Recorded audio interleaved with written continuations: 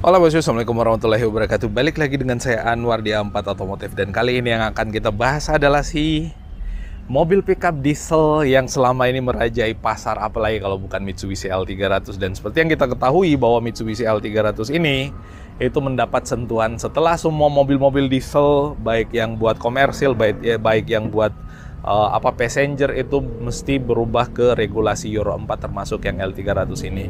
Otomatis ada pembaruan pada mobil ini yang bakal kita update ke kalian dan bakal kita informasikan perubahannya seperti apa dan apa-apa aja yang ada di mobil ini. So buat kalian yang baru ketemu channel kita, jangan lupa pojokan sebelah kanan bawah ada tombol subscribe dan gambar jempol ke atas, serta tuliskan sesuatu di kolom komentar yang ada di bawah, bos, kalau ada yang kalian tanyakan, dan tambahkan serta bagikan video kita kemana-mana melalui media sosial kalian secara gratis dan bebas tanpa dipungut biaya. Dan buat kalian yang tertarik mobilnya, hubungi kontak kita di deskripsi. Untuk area Jabodetabek, Makassar, Kendari, Jayapura, Ambon, dan seluruh wilayah Indonesia Timur, boleh kalian bisa hubungi kontak kita untuk proses pembelian mobilnya. Dan yang ada depan kita kali ini adalah L300 untuk yang Euro 4, di mana pada mobil ini itu benar-benar mendapat pembaruan yang nggak mayor. Untuk sisi eksterior masih kurang lebih sama dengan bentukan sebelumnya, dan kita lihat lebih dekat deh. Nah, untuk mobil ini kalau kita lihat di bagian atas ya, kacanya kurang lebih masih sama dengan desain Mitsubishi L300 sebelumnya, nggak ada yang beda. Sama-sama ada tulisannya power steering juga, nggak tahu kenapa masih ditulis banget ini power steering. Ya memang sih sebenarnya power steering itu sangat berfungsi, tapi kan ya mungkin ini keunggulan ya. Lalu kemudian untuk bagian grill depannya dia pakai warna chrome kayak gini. Dulu kan kalau salah warna hitam ya, motifnya motif diamond gitu. Ini sekarang jadi warna chrome kayak gini, jadi kelihatan lebih mewah. Termasuk di bagian tengah ada emblem atau logo Mitsubishi-nya, dan ini masih yang bahannya kaca, bos. Masih yang bahannya kaca. Lalu di sini ada wipernya masih menggunakan wiper yang sama dengan seri sebelumnya. Ada washer kaca depannya juga, dan ada tulisannya Colt. Atau kenapa nggak ada tulisan L300 bagian depannya, itu cuma ada tulisan Colt. Untuk spionnya pakai tangkai besi, yang bagian sebelah kanan itu yang kecil ya tangkai besinya. Lalu kemudian ada antenanya, antena batang. Terus bagian dalam kelihatan spion tengahnya kecil mungil kayak gitu. Nggak ada kamera mundur untuk mobil ini. Kanter udah ada yang pakai, tapi yang ini belum. Terus bagian bawah nih kalau kita lihat ya, ini kayak ada lubangan udara lagi masuk ke dalam, tapi yang di tengahnya ketutup, nggak tahu kenapa ditutup. Terus bagian bawah sini, ada banyak perintilan-perintilan yang kelihatan di sini. Mungkin remnya udah pakai ABS kali ya, atau apa nih, kabel-kabel apa nih.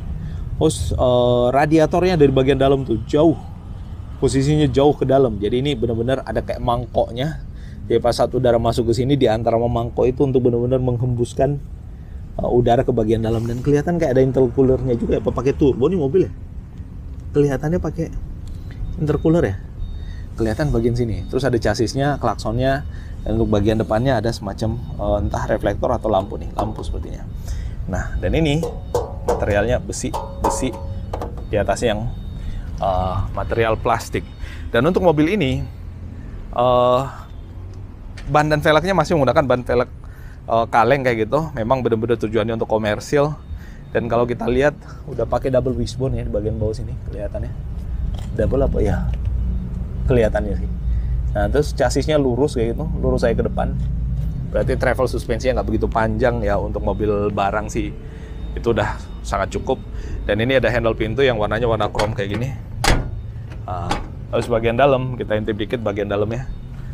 Nah, bagian dalamnya kulitnya sama, kulitnya pakai yang sintetis punya. Kulit sintetis kayak gini. Terus 3 pedal karena semua transmisi manual untuk L300, dan transmisinya itu masih tetap transmisi yang ada di setir sini. Di tangkai setirnya, headrestnya nggak ada. Jadi cuma ada sandaran aja, nggak ada sandaran kepala, jadi mesti hati-hati pada saat menggunakan mobilnya. Ada tambahan speaker di sini buat entertainment. Tapi yang jangan berharap sekelas Rocco Fosgate atau Bose. Ini biasa aja. Ventilasi udara masih ada. Untuk udara dari luar masih ada. AC belum ada pastinya. Air apa di sini? Minyak rem ya? Nggak salah. Kalau bukan air radiator, minyak rem. Nah, terus Setirnya masih menggunakan setir yang kayak tangkai besi yang kokoh begini, dan ada klaksonnya juga di bagian tengah, dan ini nggak ada logo Mitsubishi-nya. Kenapa nggak dipasang aja logo Mitsubishi di sini ya? Terus untuk cluster meternya masih analog banget, analog sangat amat jadul.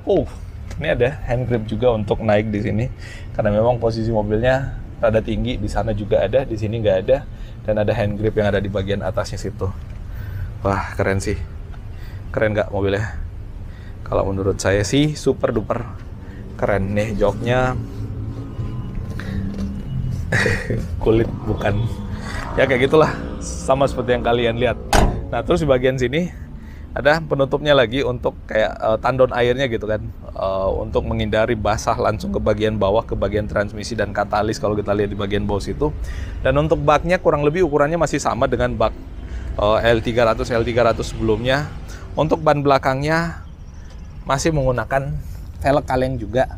Kalau kemudian ada per daunnya, karena memang mobil barang ya selalu pakai per daun. Dan kalau kita lihat baknya ada dudukannya di bagian atas itu tuh, itu yang membuat mobilnya jadi super keren juga. Lalu kemudian ada chassis bagian bawah yang cukup tebal, ya kan.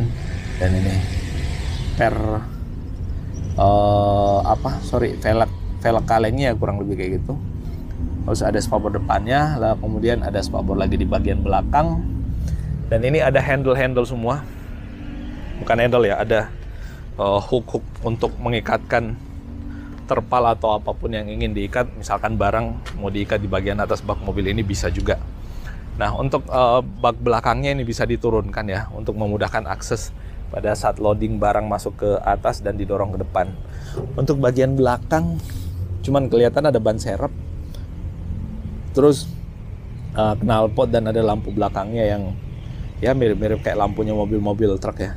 Terus bagian dalam sini ada kayak kolong gitu yang los banget, yang bisa buat naruh kayu, naruh papan, atau naruh apa aja. Masih bisa nih. Kenapa nggak dimaksimalkan untuk space ya? Chassisnya cukup tebal. Oh, kita lihat situ tuh, chassisnya cukup tebal nih. Kita lihat dekat. Nah, ini chassisnya bos, cukup tebal. Harusnya mobilnya memang sangat rigid. Biasanya mobilnya dipakai untuk ngangkut kelapa sawit bahkan. Heran, padahal mobilnya nggak begitu besar, dipakai buat ngangkut kelapa sawit. Nah, terus untuk regulasi bahan bakar ya, pengisian bahan bakarnya di sebelah kanan sini. Sebelah kiri pengisian bahan bakarnya. Lalu kemudian untuk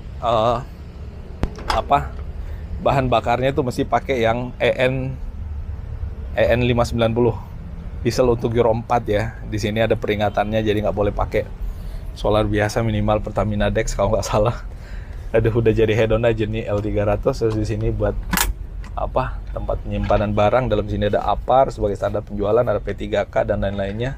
Ditaruh rapi di bagian dalam tempat penyimpanan. Ada kisi-kisi AC sini. Lalu kemudian ada buat sirkulasi udara buat kaki, bisa diatur kayak gitu. Dan ini joknya fix semua. Ada segitiga untuk pada saat mobilnya lagi macet atau mogok gitu, diperbaiki di jalan, tinggal dikeluarin segitiga, dipasang.